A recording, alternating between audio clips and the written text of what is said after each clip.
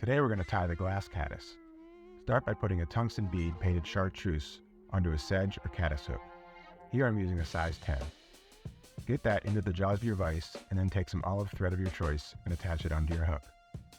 After cutting off the extra thread, take a little bit of super glue. Here I'm using Loctite. Put that onto the bead just to try and keep it in place. Next, use some hairline dubbing, here in olive.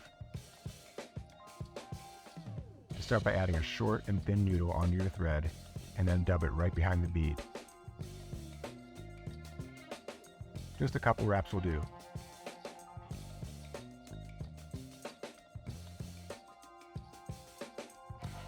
Use some green glass beads for the body. The tricky part here is to take the hook out of the vise, put a glass bead onto it while still keeping your thread tight and your dubbing on the hook. Then carefully put the hook back in the vise while pushing the glass bead back towards the front of the hook. Bring the thread just behind the glass bead to keep it in place. Add a little bit of dubbing and repeat this step a few more times until you get 3 or 4 glass beads onto the hook, depending on the size of your hook. While I get my dubbing noodle ready, why not give us a like and subscribe to the channel? That way, you'll never miss a tutorial and you'll always be the first to know about our monthly giveaways.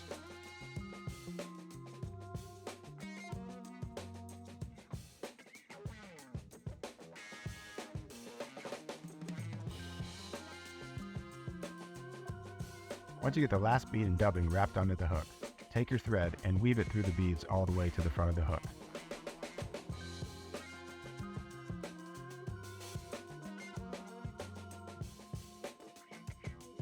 Then take your whip finish tool and build up a little head right behind the big bead. Cut off your thread,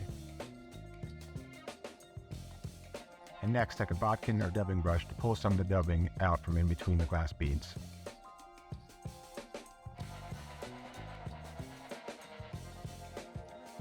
Here the dubbing is a bit long, so feel free to trim any long pieces to keep things in check.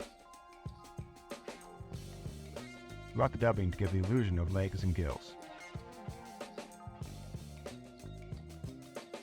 Add a little bit of head cement to keep everything locked in place, and there you have it, glass caddis.